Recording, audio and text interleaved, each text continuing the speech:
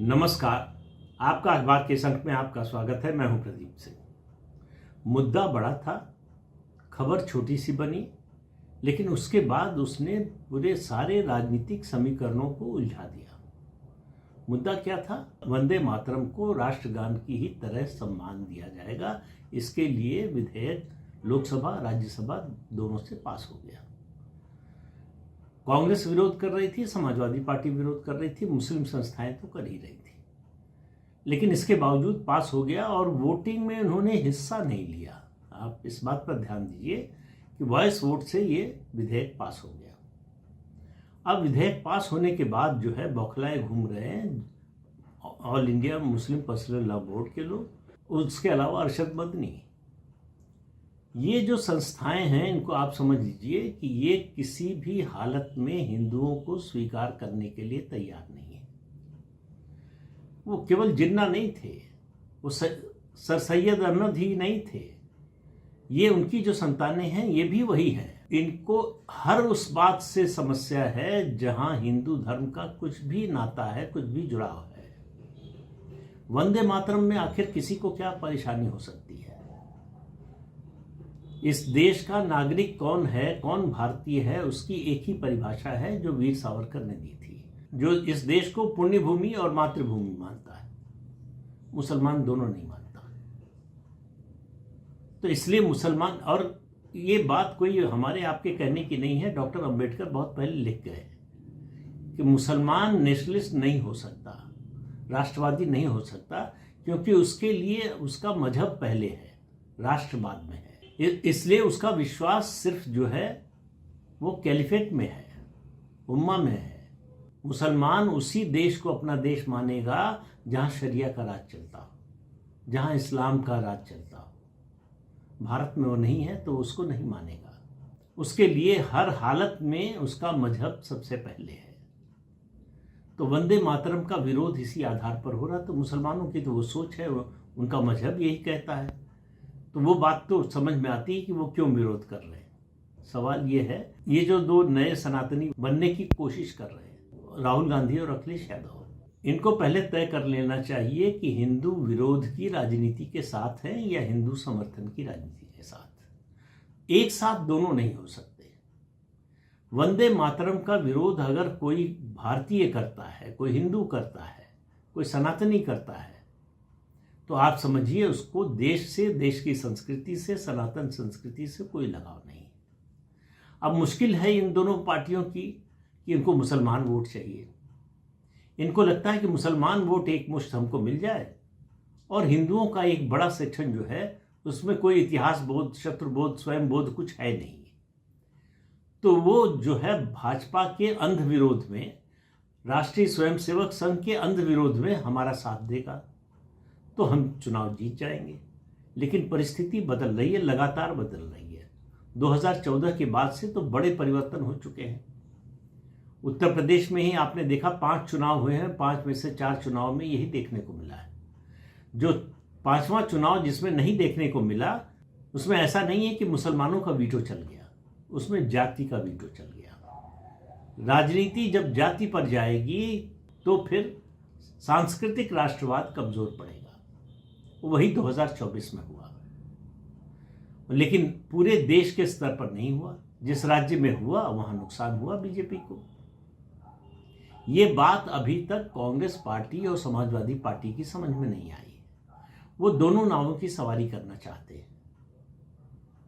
शुक्रवार को जिस तरह से उन्होंने संसद परिसर में किया, पप्पू यादव जैसे अपराधी प्रवृत्ति और आपराधिक रिकॉर्ड वाले व्यक्ति को गेरुआ वस्त्र पहनाकर बिठा दिया। उसके बाद सारे संतों की ओर से बयान आया है कि यह सनातन धर्म का अपमान है। आप सनातन धर्म का अपमान करके भगवान राम के प्रति श्रद्धा दिखाने का नाटक करना चाहते हैं, तो वो नाटक सबको दिखाई दे रहा है। नाटक भी आप कायदे से नहीं कर पाए, नाटक में भी श्रद्धा कहीं नहीं दिखी। तो अब ये मुस्लिम संगठन खुलकर बोलने लगे हैं कि हम इसका विरोध करेंगे और इन पार्टियों से सवाल पूछ रहे हैं। उधर असदुद्दीन ओवैसी है, वो लगातार जो है इस बात का प्रचार कर रहा है कि हम दरी बिछाने के लिए नहीं है, कुर्सी लगाने के लिए नहीं है, हमारा हिस्सा होना चाहिए। क्यों उत्तर प्रदेश में समाजवादी पार्टी की सरकार बनेगी तो केवल यादव ही मुख्यमंत्री होगा, तो मुसलमान क्या होंगे? हम तो, हमारी जनसंख्या तो उत्तर प्रदेश में यादवों से ज़्यादा है, तो हमारा हिस्सा ज़्यादा होना चाहिए। राहुल गांधी से भी यही सवाल है कि भाई आप तो नारा लगाते हैं जिसकी जितनी संख्या भारी उसकी उतनी हिस्सेदारी, तो हिस्सेदारी हमको हमारी आबादी के अनुपात में मिलना चाहिए। अब दोनों के सामने समस्या है, दो नावों की सवारी करने की कोशिश में ये गिरने वाले हैं, बल्कि कहीं गिर चुके हैं। उसका परिणाम आना बाकी है कि डूबेंगे कि जो है डूबने से बच जाएंगे। लेकिन इतना तय है कि उत्तर प्रदेश विधानसभा चुनाव के लिए जिस तरह से मुस्लिम वोट के पीछे पड़े हैं कांग्रेस और समाजवादी पार्टी को जब से ये पार्टी बनी है तब से मुसलमानों का वोट मिलता रहा है। 2009 के लोकसभा चुनाव को छोड़ दे तो उसमें मुसलमानों ने कांग्रेस का साथ दिया था, क्योंकि मुलायम सिंह यादव कल्याण सिंह को साथ ले आए थे। उसके अलावा मुस्लिम वोट हमेशा जो है सबसे ज्यादा सपा को मिलता रहा है। इस बार जो डर है वो उनको दिख रहा है कि दो तरफा मार होने जा रही है। जो हरियाणा में हुआ, जो बिहार में हुआ, जो महाराष्ट्र में हुआ और उसके बाद असम में हुआ और सबसे ज्यादा पश्चिम बंगाल में हुआ, हिंदू एकजुटता, ये इन लोगों के सपने में भी नहीं था कि हिंदू कभी एकजुट भी हो सकता है। और यही समस्या केवल होती तो भी इससे निपटने की कोशिश करते, वो मंदिर बनवाने की बात करते हैं या फिर राम मंदिर में जो चढ़ावा चोरी है उसका मुद्दा उठाते हैं। इस सब मुद्दे पर इनकी कोई क्रेडिबिलिटी नहीं है। मैं बार बार कह रहा हूं, इनको उसका कोई राजनीतिक फायदा नहीं होने वाला है। दूसरी बात यह है कि इनके लिए समस्या ये हो गई है कि अब मुस्लिम वोट के बंटवारे का खतरा पैदा हो गया है, तो जो इनकी मूल पूंजी थी उसकी छीजन शुरू हो रही है। समस्या ये हो रही है, खासतौर से बात कर रहा हूं मैं उत्तर प्रदेश की। उत्तर प्रदेश में जिस तरह से असदुद्दीन ओवैसी प्रचार कर रहे हैं, ऐसा नहीं कि उनकी पार्टी बहुत सारी सीटें जीत जाने वाली है, उनकी पार्टी शायद एक भी सीट न जीत पाए, लेकिन वो मुस्लिम वोट का एक छोटा सा हिस्सा लेकर जाएंगे। और जाहिर है कि ये हिस्सा कभी भारतीय जनता पार्टी के साथ तो आने वाला नहीं था, तो नुकसान कांग्रेस और समाजवादी पार्टी का है। दूसरी समस्या जो है इन दोनों पार्टियों के बीच, दोनों के बीच में होड़ लगी हुई है, एक दूसरे को नीचा दिखाने की, एक दूसरे से आगे निकलने की। संसद में हमने नजारा देखा, प्रधानमंत्री आवास के बाहर जब धरने पर बैठे राहुल गांधी उस समय का देखा। अखिलेश यादव ने कहा कि हमको तो बताया ही नहीं, हमको बुलाया नहीं, लेकिन अखिलेश यादव बस लेकर अपने कार्यकर्ताओं के साथ पहुंच गए कि हम भी हैं। सबसे बड़ा धक्का जो इन दोनों दलों और इन दोनों नेताओं को लगा है वो ये जो कॉकरोच जनता पार्टी का प्रदर्शन था, जो आंदोलन था, खत्म हो गया। उसके बाद जो परिस्थिति बनी है, जो वातावरण बना है, उसमें इनको अपना कोई फायदा दिखाई नहीं। फायदा क्या, पूरे आंदोलन में कहीं इनकी कोई भूमिका नहीं थी, तो जाहिर है कि कोई श्रेय भी नहीं मिलना था। और मामला इस तरह से डिफ्यूज हो जाएगा और इतनी जल्दी हो जाएगा, इसकी भी उन्हें उम्मीद नहीं थी, लेकिन ऐसा हो गया। तो न तो क्रेडिट मिला और न मुद्दा जीवित रहा। अब इनके बस का नहीं है कि जिस तरह का दृश्य जंतर मंतर पर दिखाई दिया था उस तरह का दृश्य, उस तरह की भीड़ भी जुटा सके। अखिलेश यादव की पार्टी उत्तर प्रदेश में दूसरे नंबर की पार्टी है, 100 से ज्यादा विधानसभा सदस्य हैं, 37 लोकसभा सदस्य हैं। कांग्रेस के पास भी इस समय 6 लोकसभा सदस्य हैं। लेकिन अगर भीड़ जुटाने की बात हो, वो किसी मुद्दे पर, ऐसा कोई मुद्दा इनके पास ऐसा नहीं है जिस पर लोग इनके साथ जुड़ सकें। ये इनकी सबसे बड़ी समस्या है। तो इसलिए लगातार मुद्दे की तलाश जारी है। नया मुद्दा ढूंढने की कोशिश की कांग्रेस को, और राहुल गांधी को लगा कि छात्रों का मुद्दा हमारा मुद्दा बन जाएगा। पता चला कि छात्रों के मुद्दे में उनका कोई रोल ही नहीं है, तो उनको कोई क्रेडिट मिला नहीं। लेकिन वो उनकी कोशिश अभी भी जारी है। वो 8 अगस्त को प्रयागराज जाने वाले हैं और बड़े बड़े दावे कर रही है कांग्रेस पार्टी। हो सकता है छात्र आ जाएं, कुछ लोग जुड़ जाएं, उसमें निर्भर करेगा कि समाजवादी पार्टी का योगदान कितना रहता है और समाजवादी पार्टी योगदान क्यों करेगी। समाजवादी पार्टी कांग्रेस को बड़ा दिखाने की कोशिश क्यों करेगी। तो जिसका गठबंधन होना तय है जिन दो पार्टियों का, कांग्रेस और समाजवादी पार्टी, पहले वो आपस में लड़ रही हैं कि एक दूसरे को छोटा करने की कोशिश कर रही हैं, एक दूसरे का कद छोटा करने की कोशिश है, जिससे गठबंधन हो जब तो सीटों की संख्या एक पार्टनर को ज़्यादा मिले, एक को जो है बहुत कम मिले। समाजवादी पार्टी का दावा स्वाभाविक है, वो दूसरी सबसे बड़ी पार्टी है राज्य की और कांग्रेस कहीं गिनती में नहीं है। लेकिन कांग्रेस को लग रहा है कि मुस्लिम वोट हमारे कारण समाजवादी पार्टी को मिल रहा है, या हमारे कारण नहीं मिल रहा है तो हमारे कारण जा सकता है। इसी पर वो ब्लैकमेल कर रहे हैं। तो कांग्रेस के ब्लैकमेल का एक ही मुद्दा है, मुस्लिम वोट। मामला फंस गया है वंदे मातरम पर बने कानून से।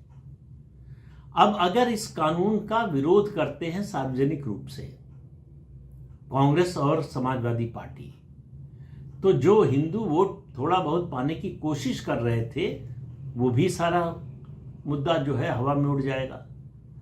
अगर मुसलमानों का साथ देते हैं तो भी मुसलमान खुश नहीं होने वाला कि भाई आपने पास होने क्यों दिया, आपने इसको पास नहीं होने दिया। ठीक है, आपके पास ताकत नहीं थी, नंबर नहीं थे, लेकिन आपने इसको रोकने की कोशिश क्यों नहीं की। कांग्रेस हो या समाजवादी पार्टी, दोनों न तो इस कानून का समर्थन करते हुए दिखे और न ही इस कानून का विरोध करते हुए कि इसको रोकने की कोशिश करें ऐसा करते हुए दिखाई दिए। यानी इनका कोई स्टैंड ही नहीं था। तो स्थिति वही है कि न खुदा ही मिला, न विसाले सनम, न इधर के रहे न उधर के रहे। तो दोनों जहां से जाने वाले हैं ये दोनों लोग। उत्तर प्रदेश का चुनाव कुछ महीने बाद होने वाला है, यानी फरवरी मार्च 2027 में। कांग्रेस और समाजवादी पार्टी, जिसका गठबंधन होना तय है, लोकसभा चुनाव गठबंधन में लड़े थे और दोनों पार्टियां घोषणा कर चुकी हैं कि विधानसभा चुनाव भी गठबंधन में लड़ेंगे। हालांकि गठबंधन से समाजवादी पार्टी को कभी फायदा नहीं हुआ है। सबसे सफल अगर उनका गठबंधन कह सके तो 1993 में था, जब बसपा से किया था। तब भी भाजपा से अकेले, दोनों मिलकर भी अकेले भाजपा के आगे नहीं बढ़ पाए थे। एक सीट कम मिली थी और वोट 5% कम मिला था। और दोनों पार्टियों को सरकार बनाने के लिए उस समय कांग्रेस और जनता दल का समर्थन लेना पड़ा था। उसके अलावा 2017 में अखिलेश यादव ने समझौता किया कांग्रेस से, तो सबसे खराब टैली, सबसे खराब प्रदर्शन समाजवादी पार्टी का 2017 में आया।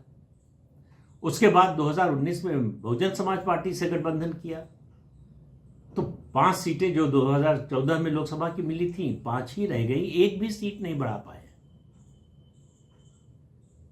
फायदा कब हुआ? 2022 में, जब छोटे दलों, जातीय समूह के नेताओं से गठबंधन किया अखिलेश यादव ने।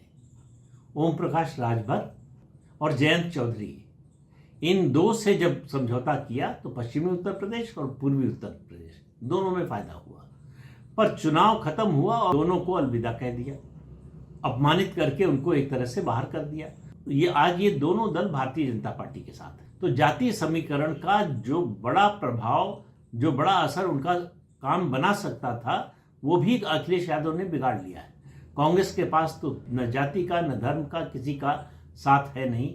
जहां समाजवादी पार्टी का उम्मीदवार नहीं होगा वहां मुस्लिम वोट कांग्रेस को मिलेगा, इस बात में भारी शंका है, क्योंकि वहां पर बहुजन समाज पार्टी मौजूद होगी, वहां पर असदुद्दीन ओवैसी मौजूद होंगे। तो मुसलमानों को तय करना पड़ेगा कि कांग्रेस पार्टी जो सीट जीत नहीं सकती उसके साथ जाएं, या बहुजन समाज पार्टी जिसके पास अपना एक कोर वोट है 12-13% का, उसके साथ जाएं। तो कुल मिलाकर उत्तर प्रदेश के विधानसभा चुनाव की दृष्टि से देखें तो कांग्रेस और सपा तय नहीं कर पाए हैं कि वो विधानसभा का चुनाव किस मुद्दे पर लड़ेंगे, और अगर साथ हैं तो कैसे साथ हैं, किसको इस गठबंधन से फायदा होने जा रहा है, किसके पास देने के लिए क्या है। समाजवादी पार्टी के पास देने के लिए सिर्फ मुस्लिम वोट है। यादव वोट कांग्रेस को नहीं जाएगा। यादव वोट 2019 में मायावती को नहीं गया था। मुस्लिम वोट जहां समाजवादी पार्टी का उम्मीदवार नहीं होगा वहां कांग्रेस को मिलने की संभावना है, लेकिन यह निर्भर करेगा कि वहां पर और दूसरे कौन से उम्मीदवार हैं। अगर बहुजन समाज पार्टी मजबूत मुस्लिम उम्मीदवार उतारती है तो कांग्रेस को वहां भी मुस्लिम वोट मिलने की संभावना बहुत कम हो जाती है। तो अभी उत्तर प्रदेश का चुनाव विपक्ष के लिहाज से खुला हुआ है। सत्ता पक्ष या भाजपा की आप बात करें तो उसकी तरफ से चुनाव जो है वो चुनाव एक तरह से क्लोज हो चुका है। भाजपा की सरकार तीसरी बार बनना तय है। सवाल यह है कि विपक्ष की संख्या क्या होगी। ये तय होगा कि कांग्रेस और समाजवादी पार्टी को किसका वोट मिलेगा और जो छोटे दल हैं वो इन लोगों का कितना वोट काटेंगे या नहीं काट पाएंगे, उसी से संख्या तय होगी। लेकिन वो संख्या 2022 में समाजवादी पार्टी और उसके गठबंधन को जो सीटें मिली थी वहां तक पहुंचती हुई दिखाई नहीं दे रही। तो इस अंक में इतना ही। अगले अंक में फिर मिलेंगे किसी नए मुद्दे के साथ। तब तक के लिए अनुमति दीजिए। नमस्कार।